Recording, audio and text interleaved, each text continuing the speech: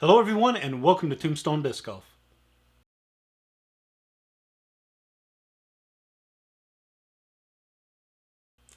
Hello everyone and welcome back. Thanks for joining us again this week. This week we're doing things a little differently. Normally we'll sit here and we'll commentate on us playing or we will review some discs. This week we're actually going to do a flyover on one of the courses that we play quite often. Over in Windsor, Colorado, they have a small 12-hole course called Oxbow. It is 3,242 feet. So we took the drone out. I'm trying to get used to that and trying not to crash it for that matter. And we took it out. We flew over every hole. Going through it, and I was editing a little bit before I started this video.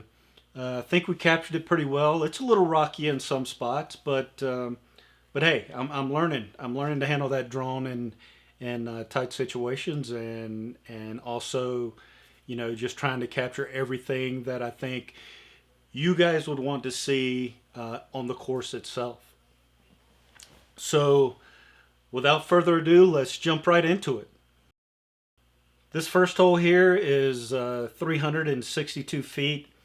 It's straight away with a little dogleg right. There's a couple of different paths you can take to get to this hole. From a right-handed person, you could probably go wide right to the right of those trees there in front of us and let it come around. Or as a lefty or a right-handed person, you can take it straight down the middle of the fairway and let it kind of fade over to the right. That first little dirt section you see there is where is the secondary position for the baskets themselves. And then you have the baskets on the back side of this bunch of trees. So it's easy to get to, but it's deceptively long for me at least. This is hole number 2. It's measured out at 377 feet. There's on this one as well. You can take a daring route. You'll see a field over to the right there. That is actually OB, but you can throw your disc and have it go around to the right-hand side of those trees, or you can come straight up the gut here. And right now, the basket itself is coming into view, so it's right there in the little sand pit. Once we come up here a little further, I'll tell you guys where the secondary position is. But over here on the right, where those posts are, on the left, where those posts are, that's out of bounds as well. If you look to the right, where it's turning to right now, where that limb is hanging over, just short of that is the secondary position for that basket. This one's hole number 3, 267 feet, dog leg left. As a left-handed person, I struggle with this hole. All of that area on the left-hand side where the posts are, we play that as out of bounds. There is a drop zone right here in front of us where those two posts are. And one of the basket locations is straight in front of us to the right of that tree. It's just short of that in the grassy area. But as we move around here to the left, you'll see that there's a basket right here on this little hill, and it is definitely prone to rollaways. So if you miss it, it's going to roll down that little hill, and you're going to be in a little bit of trouble. You'll have a tester in front of you. This is hole number 4. It's a straightaway 339 feet. It is a pretty decent hole. I know when I first started playing here, I just couldn't get that distance, and I end up over there in the trees to the right. I still end up to the trees at the right, but it's that last tree. It's kind of a weeping willow, and I'll lay up there most of the time and then play up. This is a hole that I think Bert Jr. made a hole-in-one, his first hole-in-one on, and I think Bert Sr. has had a hole-in-one on this one as well. I'm not positive. I know he has one out here somewhere. This is hole number 5, measured out at 218 feet. It actually looks shorter than it is. You can come up here. If you're a right-handed person, you can easily play right in between those two trees at your right there, and let it slide up to the basket, so it's nestled up right there next to the basket itself. The first section I'm showing you here is the alternate basket location. It sits right there in that little dirt patch. And we're spinning around here to the actual basket of where it's located at this week. So as a lefty, you can come out to the right, to the left side of those trees and lay up real nicely. Hole number 6 is a challenging course. I think I play this one different every time I play this hole. It's 187 feet. The basket is up in those trees. Sometimes I know Bert Jr. and Bert Sr., they go over the top of those trees and let it come crashing down. But there is this tunnel right here you can throw down into. And just to the left of that tree right in front of us, just to the left of that is where the secondary location is for the basket. But you'll see as you go around this corner, to the left is the other location for the basket that we shoot for most of the time. There is a little hole in the ground that has rope wrapped around it that plays as OB when you're playing this hole normally. During the summertime, when everything's covered in leaves, it's definitely a lot more challenging. Hole number 7, 219 feet. There's 2 paths you can take on this. You can take the right path or the left path here. It is a little narrow to the left side, but I took the drone out to the right for a right-handed person. You can lay out over here and let it kind of settle back toward the left. Straight ahead, where we're going, you see some limbs, big limbs that is fallen right there. Right behind that is where the secondary location of the basket is. But primarily when we're playing out here, the basket is where it is located at right now. It's actually it feels like it's a really short hole, and it's extremely easy to reach. Hole number 8, 364 feet.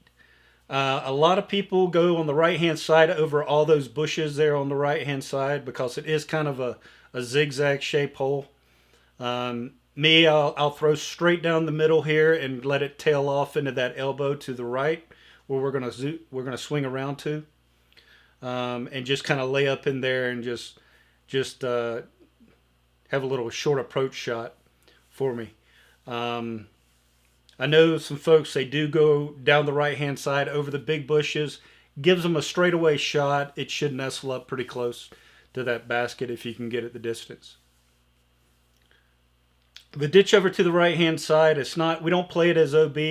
It's just a nuisance more than anything, because if you hit the edge of that, it's going to roll down into that ditch. If you get stuck over on the left-hand side, it makes it a little challenging because there's quite a few trees between you and the basket, just to break through those and make it up to the basket so you can have an easy par. Hole number 9, my Nemesis. This is a hard left-hand turn as soon as you get on the other side of these bushes. As a left-handed person, I have to throw something extremely understable and let it come around to this basket here. As a right-handed person, it's a pretty easy, throw it on a hyzer and let it come around to nestle right up next to the basket. If you throw it too long, you're in that big ditch out there, and needless to say, you're OB if you're that far. And you might not find your disc. Once it gets in that water, it's usually moving pretty quick. Hole number 10, 182 feet. This one I like this hole. You have this tunnel you have to throw through, and just on the outside of this tunnel on the left-hand side, that's where the basket is currently. At the end, we will swing around and show you the alternate location. If you take a look at this skinny tree on the right-hand side, you can kind of tell that it's been beat up. The one on the left-hand side has been beat up as well, where a lot of disc beat those up. But it's not overly difficult to get down through this tunnel. It's probably about 12 feet wide. And you can just come right up here and let it finish out right here next to the basket. I normally throw something understable here and cut in early to get to that basket. Over here on the right-hand side, a little further out, that's just to the right of those trees on the left-hand side. That's where the secondary location is located at for this basket. I actually like this location because as a lefty, I can get it down through that tunnel and it'll come right around and sit next to that tree. Hole number 11. This one it looks longer than it is. It's 294 feet. There is a gap right here in front of you. So you see that opening. You can shoot for. If you get through that and the basket's in its shorter location, you don't have too far to get to the basket itself. That's where the basket is located at here. You can also, as a right-handed person, you could probably get here relatively easy by throwing a long hyzer and let it come around here. I will say up on the right-hand side, we just missed that. There's a dirt patch. That's where the secondary location is usually located at for this basket.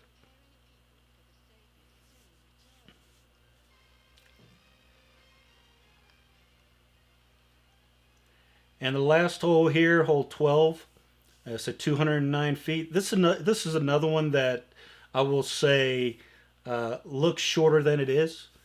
You can when I first started playing, I used to beat up that little bitty tree right there that we passed on the left hand side. But you throw it up here, and you have to throw into a tunnel. On the left hand side here, just there's a little dugout portion there. Right behind that is where the secondary basket location is, and the primary one where it's located at right now. You have to come up through this tunnel, and it's sitting up high on the edge here. There is a big ditch to the right.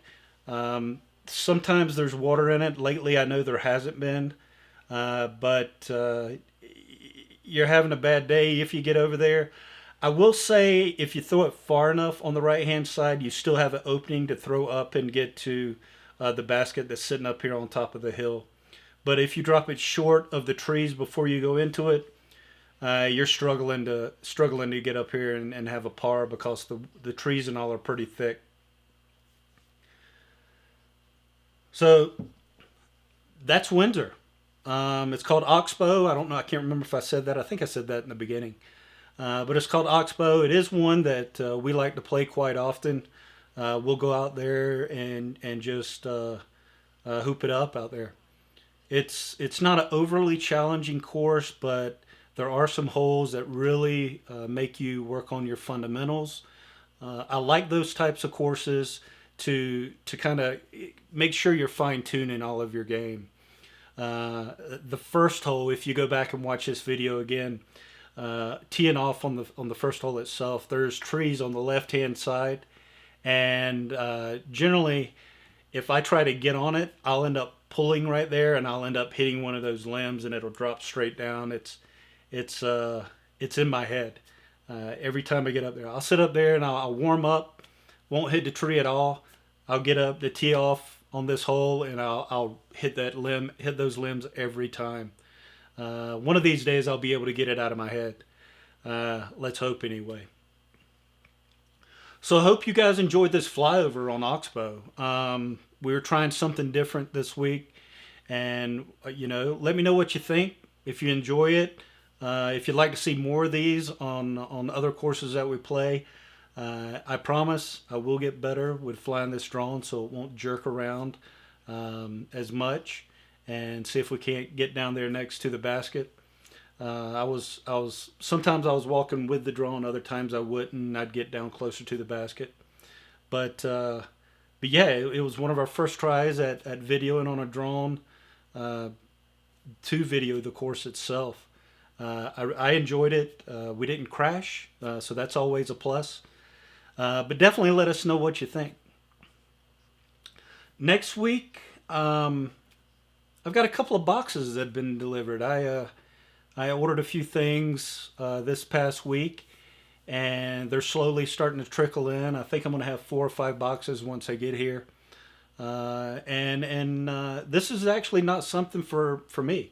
This is something for you guys. So definitely stay tuned for next week. See what we've got. And don't forget to like and subscribe. Ding that bell so you know when our next videos are coming out. And thanks for watching. We'll see you next week.